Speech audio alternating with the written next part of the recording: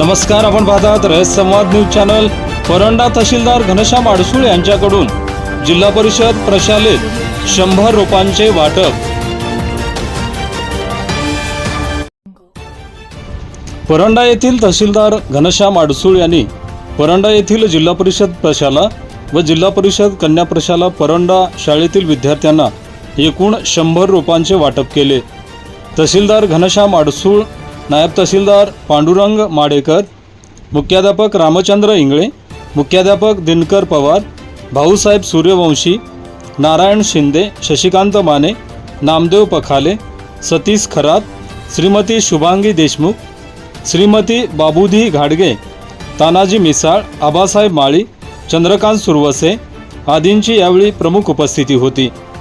यावेळी तहसीलदार अडसूळ यांनी विद्यार्थ्यांना वृक्ष लागवड व संवर्धन करण्याचे आवाहन केले। उत्कृष्ट वृक्ष संवर्धन करणाऱ्या विद्यार्थ्यांना अनुक्रमे 501, 301 व 201 रुपयांचे बक्षीस देण्याचे जाहीर केले। शिक्षक शशिकांत माने व अप्पासाहेब बल्लाळ हे वृक्ष संवर्धन आणि वृक्षारोपणासाठी सतत काम करत आहेत। यावेळी उपस्थित विद्यार्थ्यांना तहसील कार्यालयाकडून खाऊचे वाटप करण्यात आले। रहस्य संवादसाठी फारुख शेख, परंडा, धाराशिव। पडायचं असेल तर आपल्याला वृक्ष पाहिजे।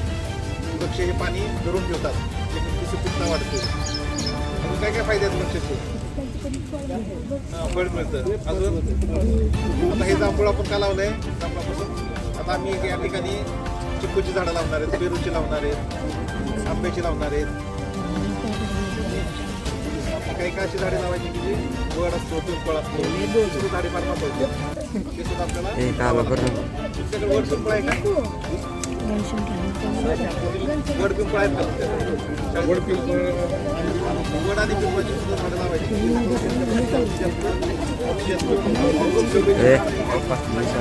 काही काही शोभेची झाड आहे।